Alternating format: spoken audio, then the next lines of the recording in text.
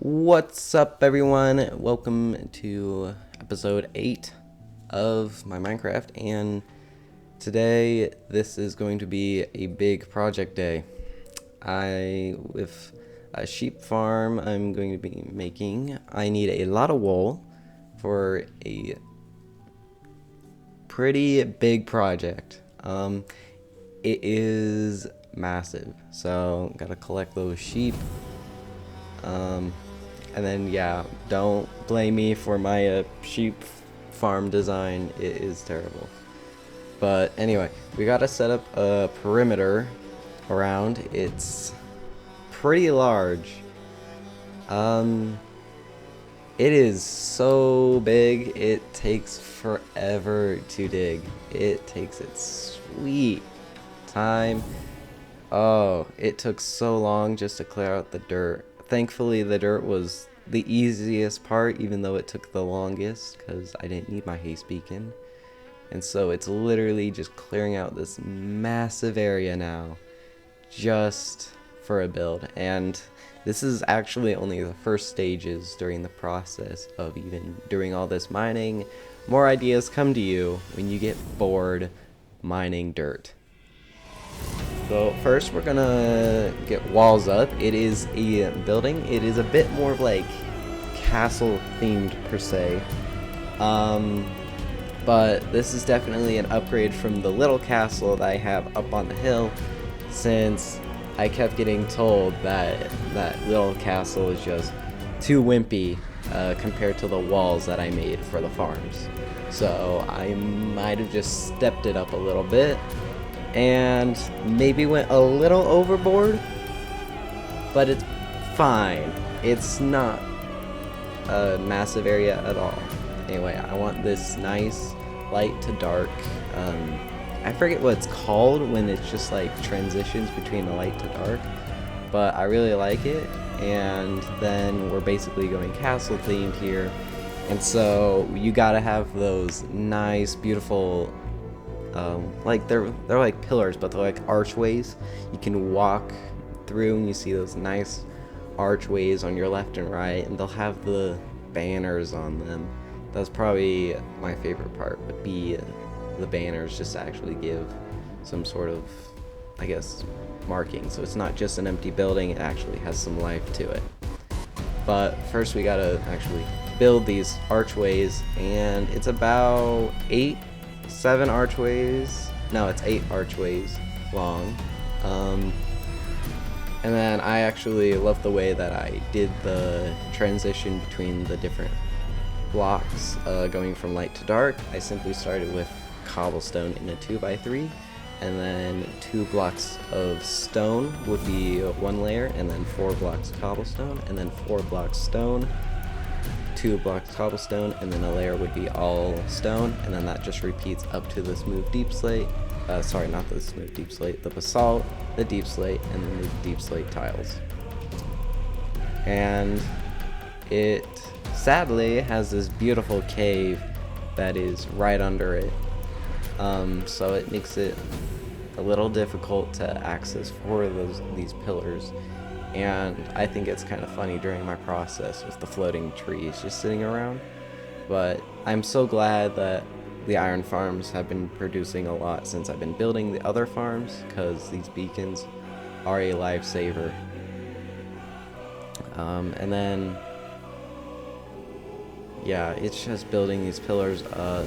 And I guess I should also explain why there's an extension part to it. It's obviously to connect other rooms, but also this build originally was just gonna be an all item sorter. So it's gonna be, each side is gonna be 3 double chests tall. So it's gonna be 6 sections or layers, you could say. It's 3 layers of 2 of double chests for every item. Though there are gonna have to be openings, so it won't be in every item sorter, but it will be a good majority of items. Just so then there are doorways to the side rooms, which made this project even bigger. Is it was gonna just originally be the all item sorter, and then it went into a throne room and an item sorter, and then it turned into massive farms connected off of the all items sorter going into it. And all those farms, they're gonna all interconnect with each other with auto crafters as well. So some of it's gonna be making the raw materials, like we'll give sugarcane for an example. It will be sugarcane for one area, and then another area will have an auto crafter for paper, and then another one will be an auto crafter for sugar. And I'm just gonna make a whole bunch of different rooms that branch off. It's basically making all the farms that I have made before, but bigger. It's basically the running thing of this world is just farms, and then just stepping it up a bit and stepping it up a little more. This might be my final step up, because I still want all these farms close together, and it might start causing problems if I make too many farms close to each other. But thankfully this time with the farms, I'm not going to mess with minecarts, because they've actually been a pain going through unloaded chunks with loaded chunks when I've actually been building this. And so it's been a real pain going through. I've had to fix so many minecarts, especially the sugarcane one, which was really annoying, because that's one of my favorite farms that I like to run, because it's really nice to trade with librarians to get them fully maxed out to mastery. But enough about farms, let's actually focus on this build. And I actually made it a few blocks too long. The 3 layers in the back were actually supposed to be 2 layers of the pillars, so that was an absolute oops on my part, but thankfully it had a perfect amount for 3 layers. And you know, if you haven't noticed, it takes a lot of deep slate for this place, and I run out of deep slate. So, but thankfully I didn't even realize my old mine had a chest with a bunch of deep slate. So even after that wither fight, really nice. But yes, I really love the banners, the red with the red concrete. It was actually really hard to find some good red blocks to it. And I know this is a little out of order, but it's just so much that I just have to like cut these out, get the basic things done, and then I can go through. Like all this spruce logs. I went through the most painful video tutorial on a tree farm ever. Oh, it was pain. I was hating a majority of it, but thankfully it works. That was probably my biggest fear, was that it wouldn't work. But thankfully through that tree farm, I was able to get actually all this spruce wood that I needed. And then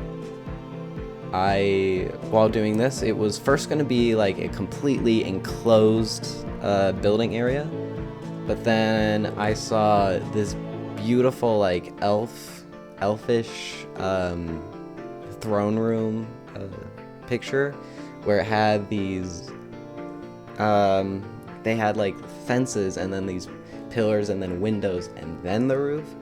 So I really wanted to actually make it open. Instead of windows up on the top area, it'd actually be a walkway, since I was running out of ideas to actually fill up space, since there was starting to get a bunch of empty space.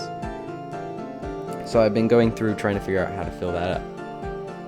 Now the main thing is with all this granite, thankfully I have a ton of it from getting stone from building these walls, because I really need it for the flooring.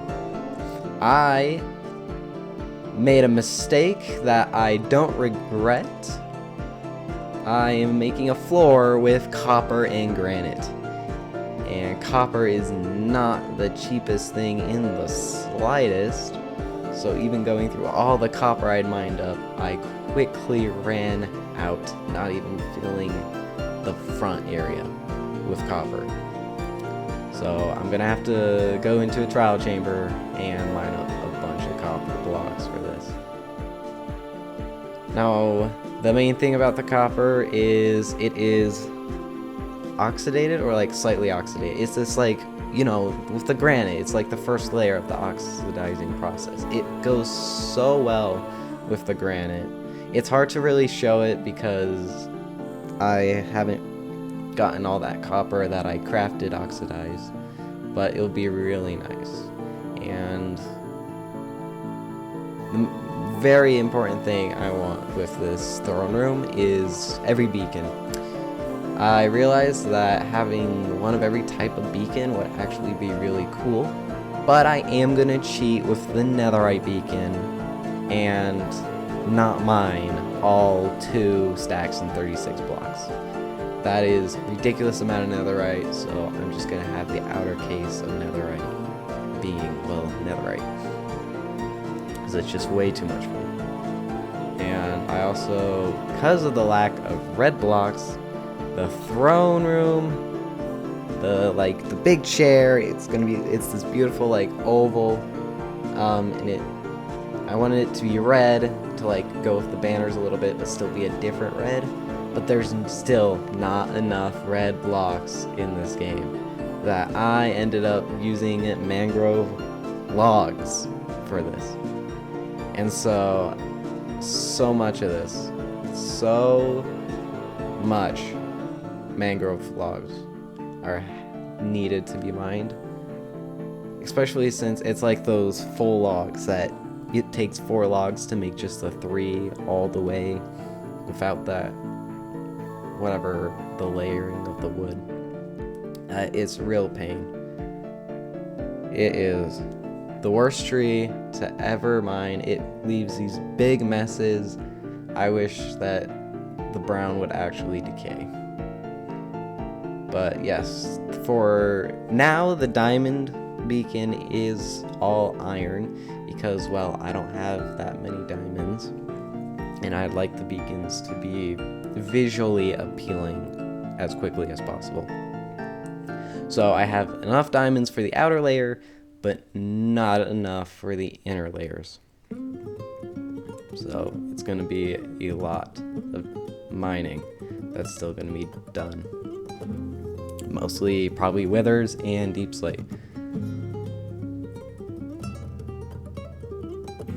But enough about mining. The sheer amount of mining that I've done is ridiculous. But the beacon layout, love it a little bit. It's just to keep it actually like a powerful look. So netherite is on the right side when you're, it's gonna be throne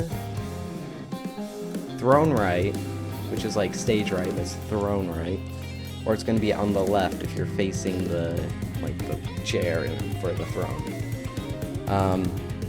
But it's important that that's on the left side. It gives it a bit more like showing it off first, because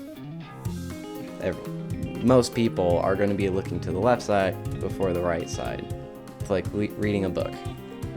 So the netherite and the diamond are going to be the most visually seen, and then the gold and emerald are going to be just slightly behind the other beacons, and then the iron one's going to be in the very back because the iron one is not that impressive. And right, so we're getting the roof now. It's this beautiful archway, this nice, expensive roof. It takes warped logs, and I love the warped logs. They're beautiful. They're a beautiful wood for this. For mixing it with like deep slate and like dark things, it really goes well with deep slate, but it is a pain to get a ton of. And I did not make a farm in the slightest, so I had to fly around past all of that Soul Sand Valley just to find it, and then it was just a pain to mine it all. And I ran out like 2 times.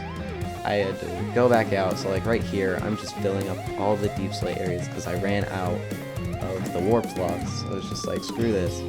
We're doing the deep slate. That will be the last thing that I'll do is the warped logs. So I'm filling in the deep slate sections and the spruce sections, and then I'll deal with warped logs with getting all of that wood.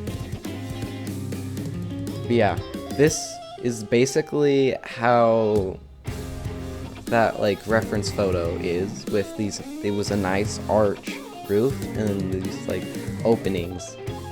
And I also love the way that I did the plants. They're probably my favorite part. I realized I need more emeralds for an emerald beacon, so a raid farm kind of needs to be needed. So I just went for something simple, and that's that. And then I got bored of building, and so I was like, you know what? Let's do something else that requires placing down a whole bunch of blocks instead. So, a wither farm. Or at least a wither skeleton farm. It was already a pain dealing with the blazes, placing down all these slabs in the fortress. I didn't bring any fire resistance, although I should have. But then I have to fill in these huge areas. I only did 100 blocks out in each direction, so it's like a 201 by 201 area, and I didn't even get to fill it all. I was done placing slabs after at least 5 shulker boxes of the blocks, so that would be 10 shulker boxes of slabs. I was done placing down slabs. But I had to fill in these huge areas, and then these cave areas, they were the worst, because they had these little ledges. I didn't even fill them all up, because I was not about to do them all. Now, enough about my rambling. Thank you for watching, and I hope I can catch you in the next video. See ya!